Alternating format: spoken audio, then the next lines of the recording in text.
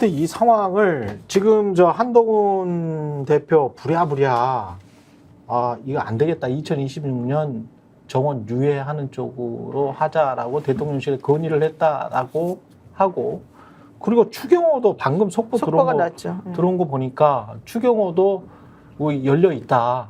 대화하자. 뭐 이런 식으로 약간 꼬리를 내리는 것 같은 그런 분위기인데 대통령실은 조용합니다. 대통령이 저는 최근에 예.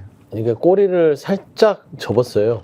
응급실에 가서 예. 보니, 그러니까 그동안 국정브리핑 하기 전까지는 이 대통령 분께서 현실 인식이 안 된 거예요.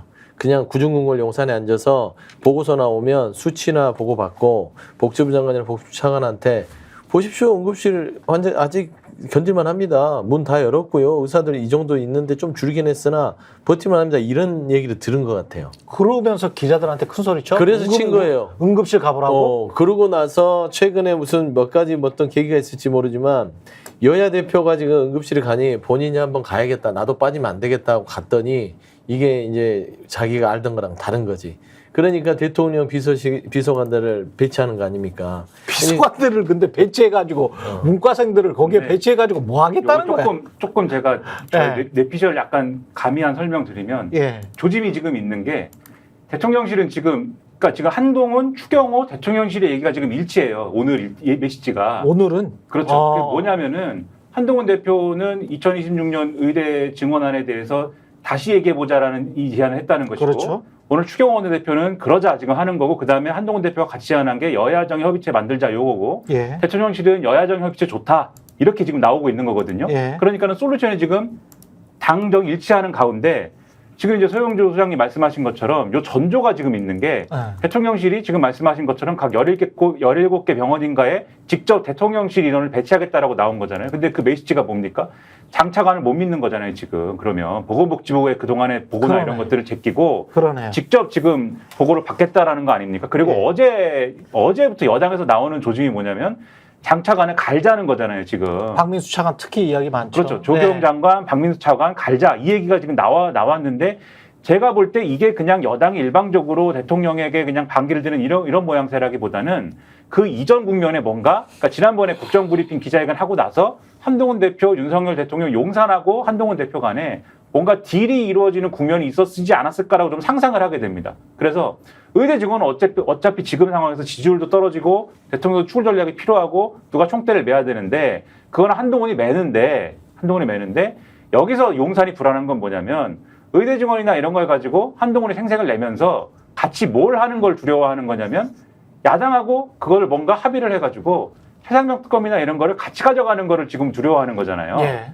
그거는 안 하고, 그거는 안 하고, 그런 거는 확실하게 선을 긋고, 이 의대 증원 문제에 있어서는 돌파구를 마련해 보는 걸로 하는 거를 한번 믿어달라는 그런 식의 뭔가 메시지가 있지 않았을까 싶고, 거기에 대해서 윤석열 대통령이 긴가민가 하다가 어제 상황이나 이런 것들을 종합적으로 봐서 오늘 아마 최종적으로는 상당히 의심스럽고 상당히 싫고 상당히 나는 못 믿겠지만 이 상황에서 어떻게 하겠느냐 이런 식으로 좀 얘기가 일부 진행된 게 있지 않나. 그리고 이 배경에 당연히 누가 이 결정을 조언을 누가 해줬겠죠. 여사님이 조언을 하고 이런 역할을 하지 않았을까라고 혼자 어저께 생각을 좀 했습니다. 근데 생각을 해보면은 또 희생양인 게 박민수 차관이 물론 이상한 행동을 많이 하기는 했습니다만은 처음에 2,000명 증원하자고 한 사람이 어디야?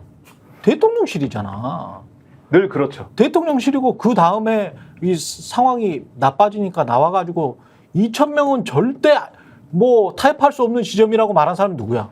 대통령이잖아. 항상 그렇죠. 네? 그리고 진중권한테 총선 직후에 뻘소리한 김건희가 있잖아요. 김건희 씨가 또 2,000명은 무슨 완강하게 과학적인 숫자인 것처럼 이야기를 했다며. 그러면 김건희하고 윤석열이 2,000명을 주장을 했던 거 아니에요? 그래서 여기서 딱 한마디만 제가 더 붙이면 네. 요 장차관은 제가 볼 때는 바로 인사조치가 나지 않지만 왜냐하면 바로 인사조치가 나면은 대통령이 밀린 것 같은 모양새가 되니까 예. 의사들이든 여당이든 그렇죠. 하지만 한 달 내로 무슨 일이 있지 않을까 이렇게 생각을 합니다. 근데 한 달 내로도 사실은 급박해요. 뭔가 지금 국민들 입장에서는 빨리 그래서 전공의들에게 자 그러면 전공의들에게 너희들이 돌아올 명분을 만들어줘야 될 거 아니야.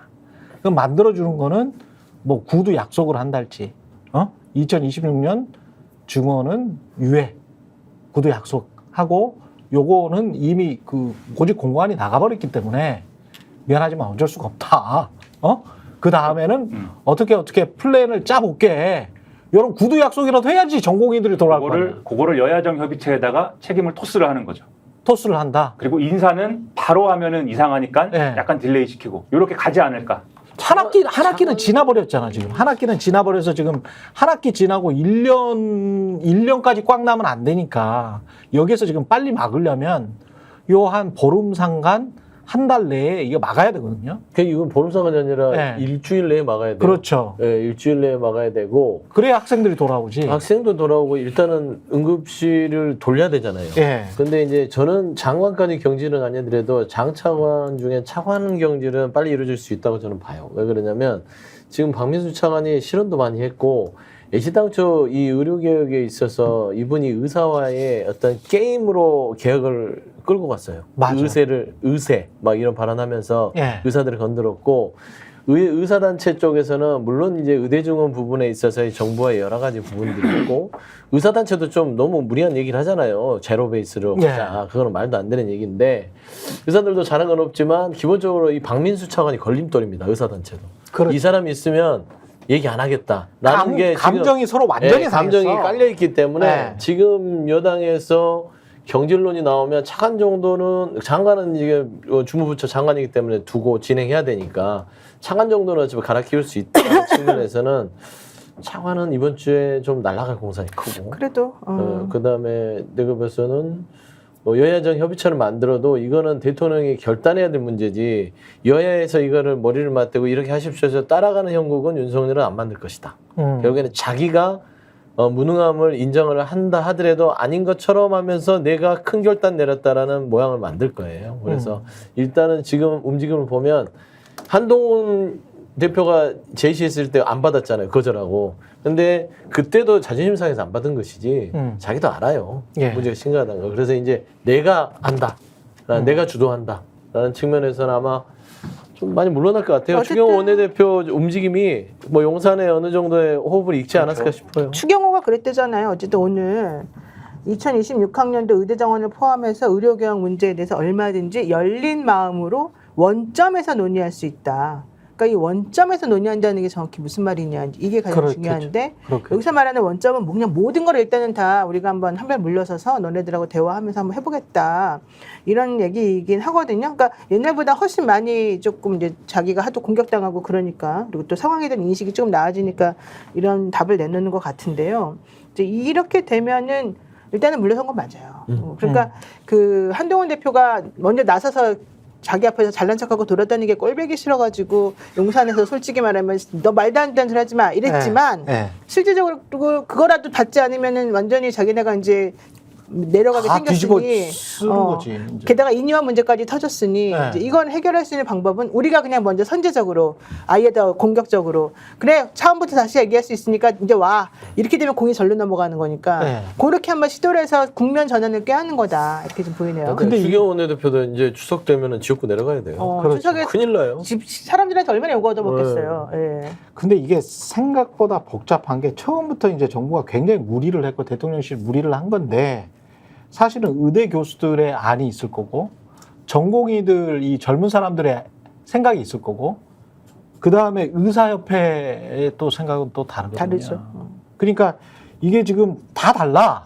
그리고 전국 보건의료노조처럼 간호사 중심의 이쪽도 또 생각이 있거든. 다르거든. 그러니까 그리고 또 환자들 생각이 있고 의료 소비자들의 생각이 있는 거거든요. 그러니까 일반적으로 봤을 때는 그때 문재인 정부 때 냈던 안 단계적으로 중원시키는 걸 그때 의사들이 받았으면 이 난리가 일어나지 않고 그게 사실은 지금 생각해보면 합리적인 아니었던 가장 게 합리적인 아니었죠. 맞거든.